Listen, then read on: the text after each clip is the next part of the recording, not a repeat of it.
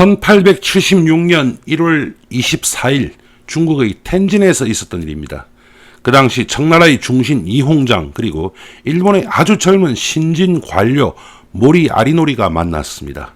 이 자리는 그 전에 조선에서 있었던 강화도 사건에 대해서 협의하기 위한 자리였는데요. 이홍장은 1823년생으로 당시 이미 53세나 되었고 중국을 좌지우지하고 있던 거물이었습니다.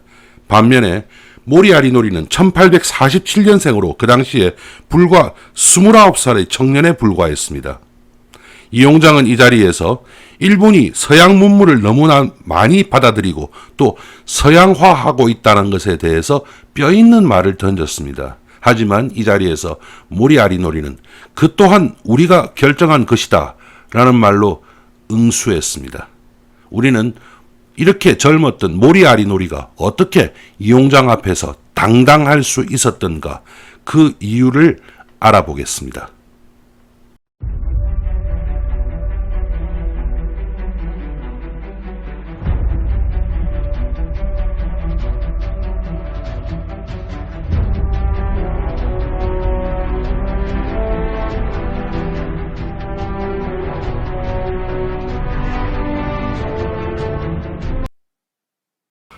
안녕하십니까, 유일입니다. 역사의 변곡점 이제 10편째 왔습니다.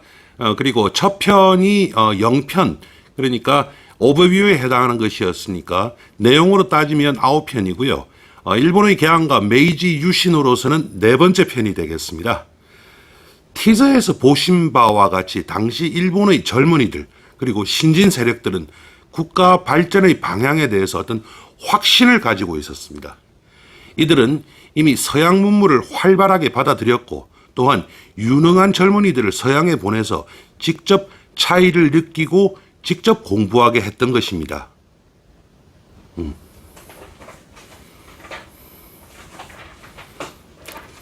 밑으로, 더 밑으로, 더 밑으로, 더 밑으로, 더 밑으로.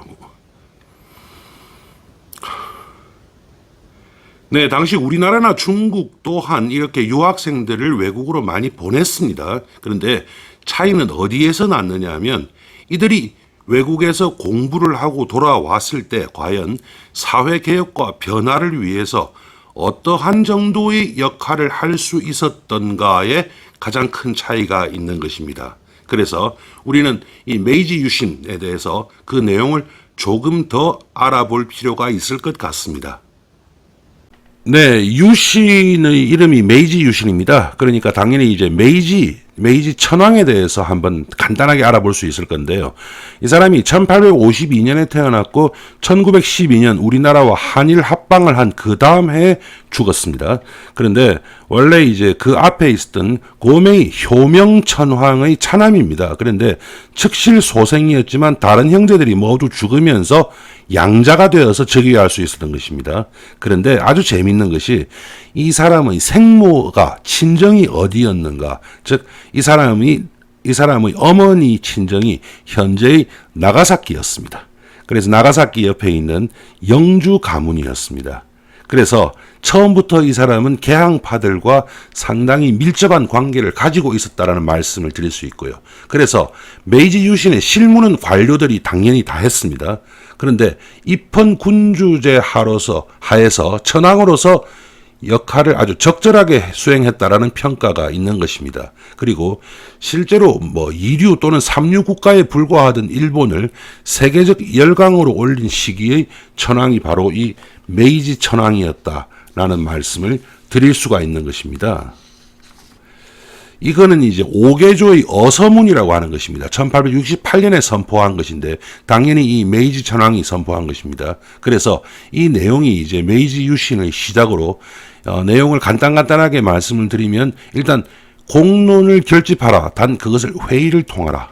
그 다음에 신분제 그리고 구습을 타파해야 한다라는 의지를 서술하고 여기에서 처음으로 등장한 표현이 바로 부국강병이라고 하는 말, 그 다음에 식산흥업이라고 하는 말, 이 두 개의 슬로건을 내걸었던 것입니다. 그리고 나서 일본은 서양을 배워야 한다라고 생각했습니다. 그래서 이 사람들이 바로 이와쿠라 사절단이라고 해서 여기에 이제 일본식 머리를 하고 일본 옷을 입고 앉아 있는 사람이 이와쿠라입니다. 이 사람은 황족이었습니다. 이 사람을 사절단의 대표로 해가지고 1871년부터 한 2년 동안 유럽과 미국을 방문했습니다. 이 당시 그 일본의 1년 예산이 한 5,700만 엔 정도였습니다. 5,700만 엔 정도였는데 이 사절에 대해서만 무려 50만 엔을 지급했습니다. 그러니까 간단하게 5천만 엔에 50만 엔이면 1%니까 1년 예산의 0.7%에서 0.8%를 이 5명과 물론 따라간 사람들이 있었습니다만 그 사람들 이 사절단에 지급할 정도로 일본이 국가적인 지원을 했던 것입니다. 원래 갈 때 이 사람들이 갔던 이유는 불평등 조약이 이미 그 전에 맺어져 있었기 때문에 이걸 개정해보자라고 해서 갔습니다. 그런데 실제로 막상 가보니까 당시 개정이 중요한 게 아니고 이 젊은 사람들이 서양을 보고 놀라버렸던 것입니다. 그래서 이러한 선진 문물을 빨리 받아들여야 되겠다라고 했고 이후에 많은 일본 젊은 사람들이 여러 가지 방법을 통해서 유학길에 오르게 됩니다. 우리나라도 다 아시다시피 외국에 많이 나갔죠. 단지 중요한 것은 이 사람들이 돌아왔을 때 일본 내에서 그리고 조선 내에서 어느 정도 개혁적인 정책을 펼칠 수 있었는가의 얘기가 되겠죠. 이렇게 하는 것은 이거는 국가 차원에서 보낸 것이었고요. 이 사람들이 이제 조슈 5라고 하는 사람들입니다. 여기에 이토 히로부미가 있는데 이 조슈 5라고 해서 그 당시 조슈 번이 자신들의 돈으로 이 학생들을 영국으로 유학을 보냈습니다. 그리고 이 사람들은 영국에서 공부를 하고 나서 일본을 앞으로 어떻게 이끌어 갈 것인가에 대해서 많은 생각을 하게 된 것이고요. 이 사진은 당시 이제 처음으로 나갔던 한 사람이 지금 얼굴이 안 보이긴 합니다만은 처음으로 유럽에 갔던 일본의 여자 유학생들입니다. 그래서 이 사람들이 나중에 일본에 돌아와서 일본의 전반적인 여성 정책에 대해서 새로운 것들을 많이 내놓게 됩니다. 지금 개념으로 본다면 뭐 그렇게 대단한 것이 아니게 보일지도 모릅니다만은 실제로 그 당시에 이렇게 여성들을 보냈다는 자체만으로도 큰 일이었죠.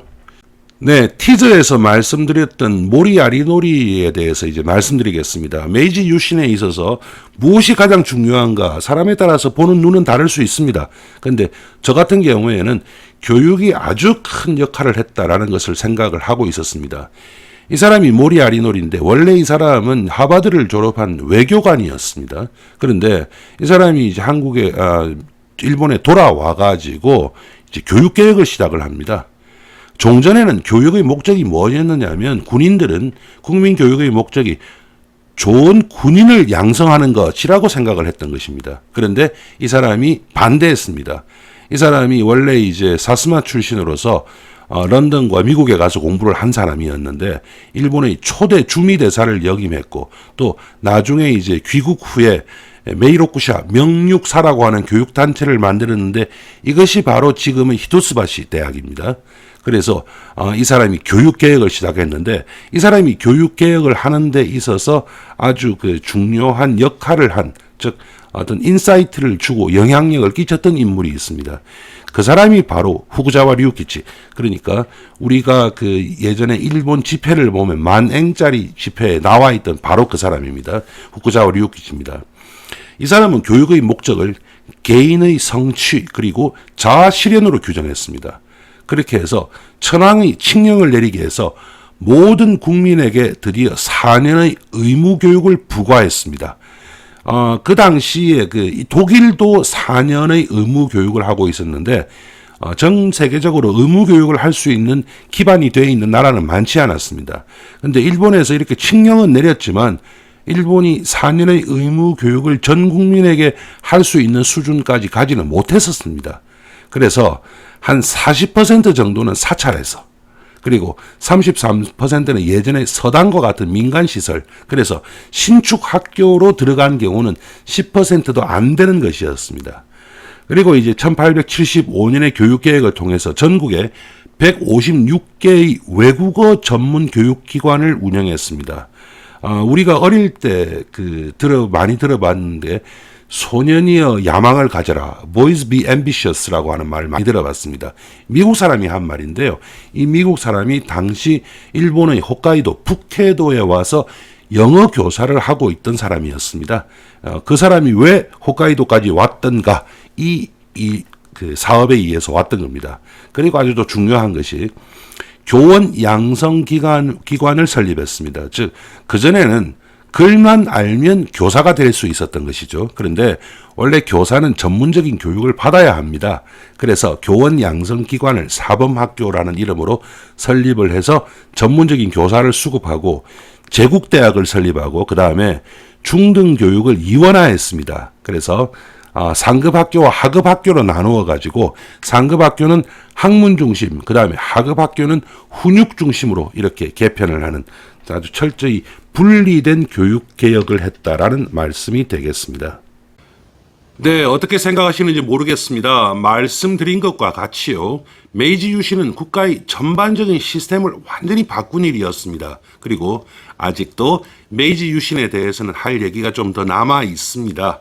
그래서 메이지 유신의 다른 부분에 대해서 다음 편에서 조금만 더 알아보도록 하죠. 또 이런 얘기들을 다음 시간에 진행하면서 메이지 유신 그리고 그 전에 얘기했던 일본의 개항에 대해서는 5편을 꽉 채워서 이제 다음 주제로 넘어갈 준비를 하겠습니다.